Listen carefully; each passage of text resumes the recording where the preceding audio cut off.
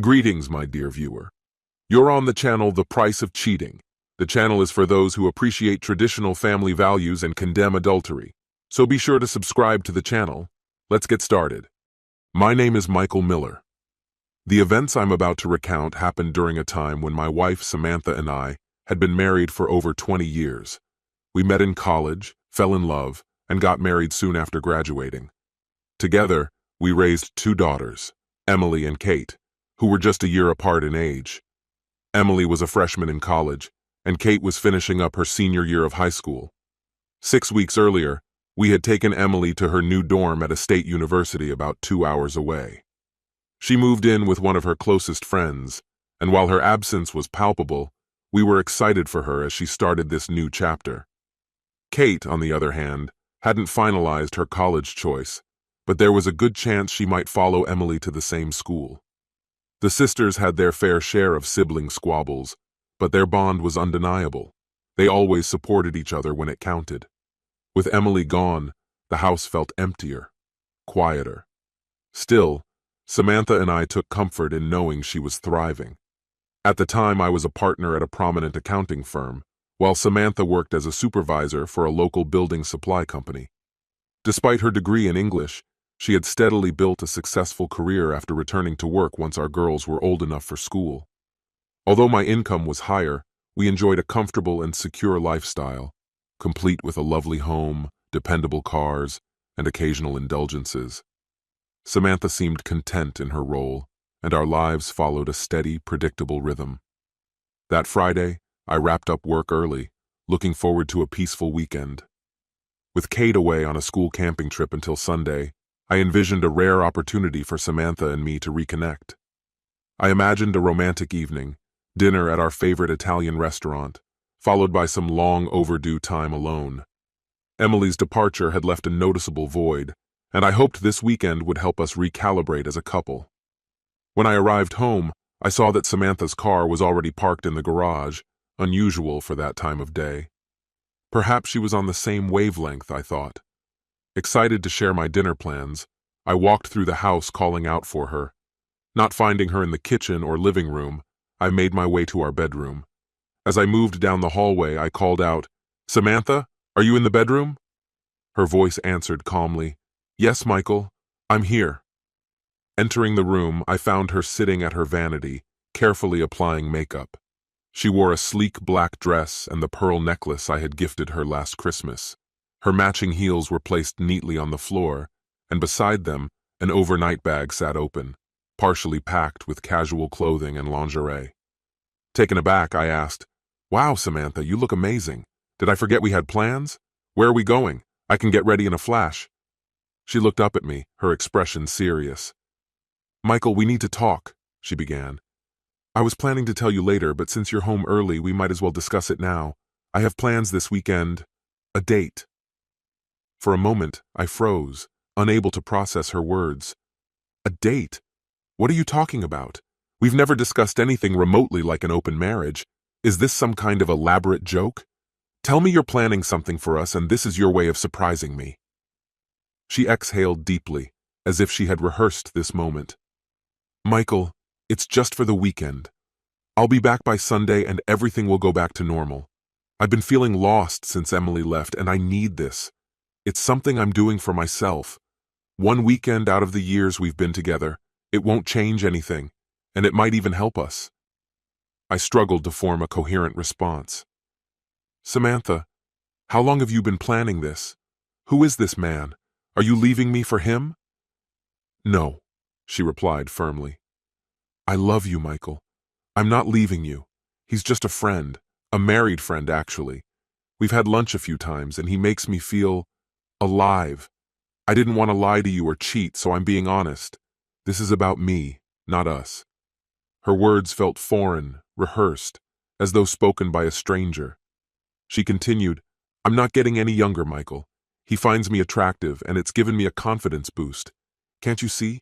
It's one weekend. I'll come back and we'll move forward." I could barely contain my disbelief. "So, one weekend of what? Rediscovering yourself? And this won't affect us at all?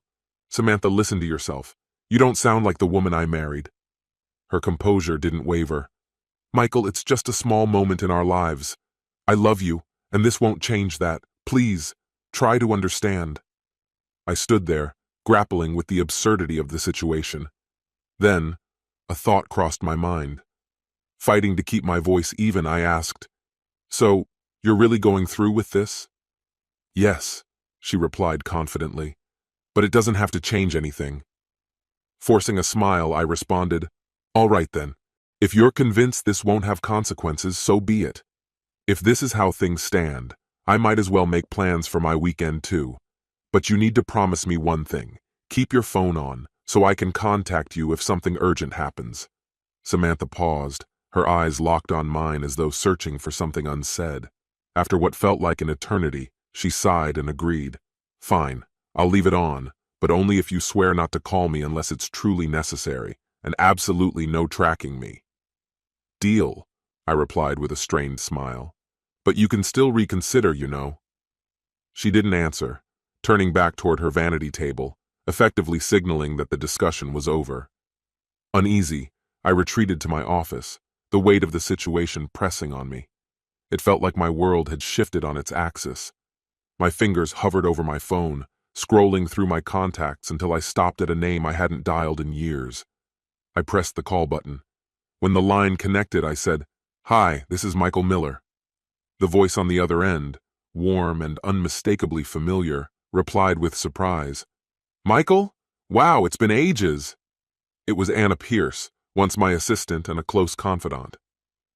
"Anna, how have you been?" I asked, her voice unlocking memories I hadn't visited in years. Anna had been a remarkable assistant during my climb up the corporate ladder. Back then, I was still a senior associate, a few steps away from making partner. Her husband, Matt, had been a promising executive, and together they had a young son, Luke. But tragedy had struck when Matt died in a car accident 5 years ago. I had supported Anna through her loss, helping her secure a settlement that ensured her financial future. Our connection had grown stronger during those months, even veering toward something deeper, but out of respect for my marriage, we had parted ways. Hearing her voice now stirred up all those old emotions. "I'm not doing great," I admitted after a pause. "Samantha just told me she's spending the weekend with another man. She claims it's a one-time thing, but I don't even know how to process it." There was silence on her end before she spoke, her tone steady but empathetic. "Michael, I'm so sorry. I can't believe she'd do this. I always thought your marriage was solid." "So did I said bitterly, explaining the situation in greater detail. She listened closely, and her response surprised me. "Look, Luke's staying with his grandparents this weekend. If you need someone to talk to, you're welcome to come over. I was planning on a quiet weekend, but I'd be glad for the company." Her offer felt like a lifeline. We decided I'd pick her up in an hour. Preparing to leave, I felt an odd mix of nervousness and relief, as though reconnecting with her might help anchor me. When I arrived, Anna greeted me warmly. We chose an Italian restaurant for dinner, the same one I had originally planned to take Samantha to. Conversation flowed effortlessly between us, and as the evening went on, it was as though the years apart had melted away. By the time the weekend ended, I felt as though I had reclaimed a piece of myself that I hadn't realized was missing. Driving home, a sense of clarity mingled with apprehension. I knew the confrontation awaiting me was inevitable, but for the first time I felt ready to face it. As I pulled into the driveway, Samantha's car in the garage confirmed her return. Bracing myself, I walked inside. Samantha emerged from the living room, dragging her overnight bag behind her. She looked momentarily surprised to see me, but quickly masked it with a cheery tone. "Hey, sweetheart. I knew you'd be here waiting for me, see? I'm still the same wife you married. You're amazing for letting me take this break.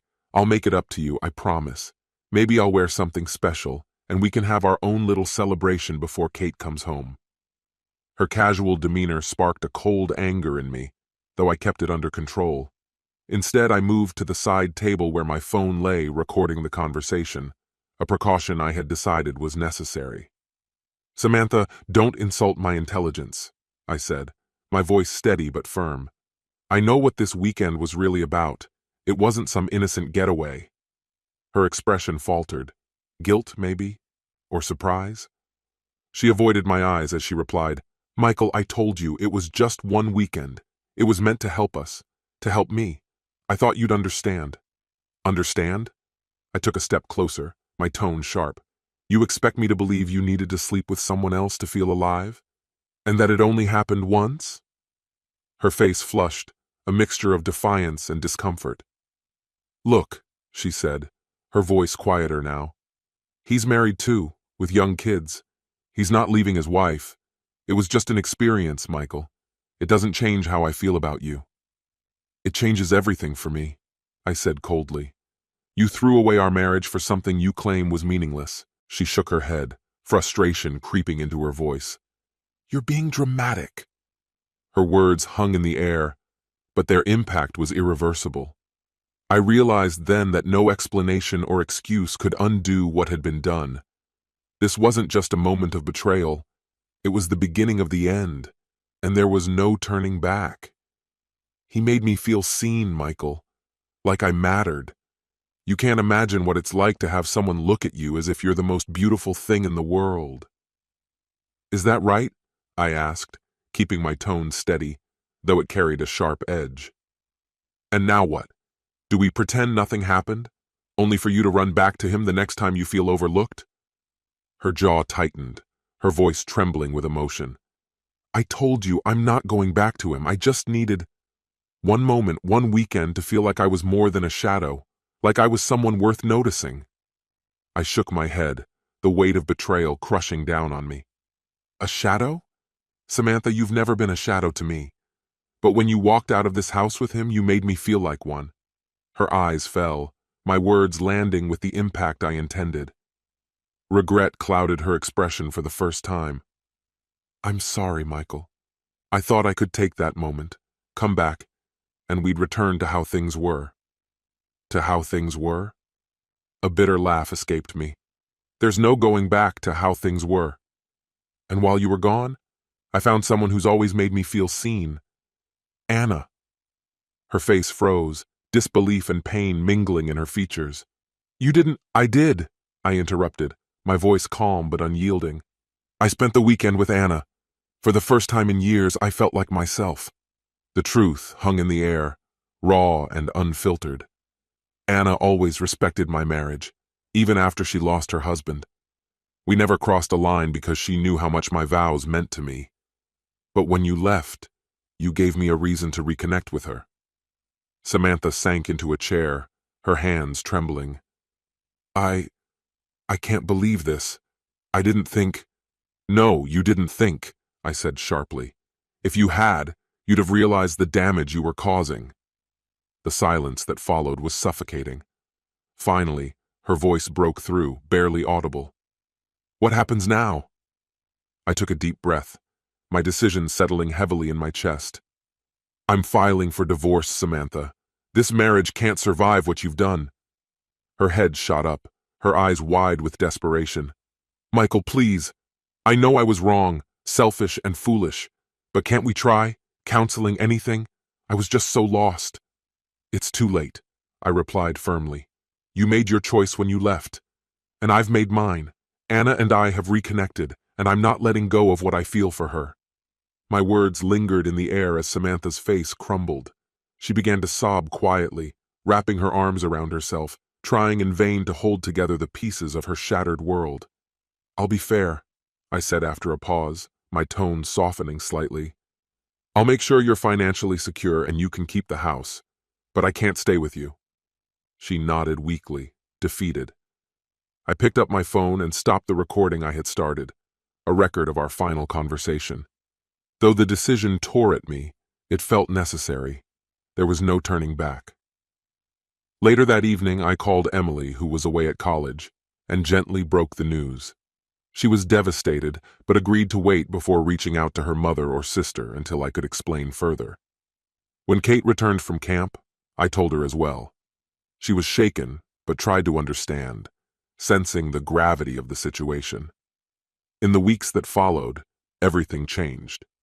I stayed in the guest room temporarily to help Kate adjust, but soon moved into a small apartment. I focused on supporting my daughters while deepening my connection with Anna. True to my word, I worked out a fair settlement with Samantha, ensuring her financial stability. To her credit, she accepted the terms without resentment. When others asked about the divorce, she initially claimed we had grown apart, but over time she admitted her mistake and took responsibility. Months passed, and Anna and I began building a new chapter together. Surrounded by family and close friends, we celebrated an intimate wedding, with Emily and Kate giving their heartfelt blessings. Standing beside Anna that day, I felt an overwhelming sense of gratitude and peace. In time, Anna convinced me that fatherhood wasn't behind me. After a successful vasectomy reversal, we welcomed 2 children into our lives.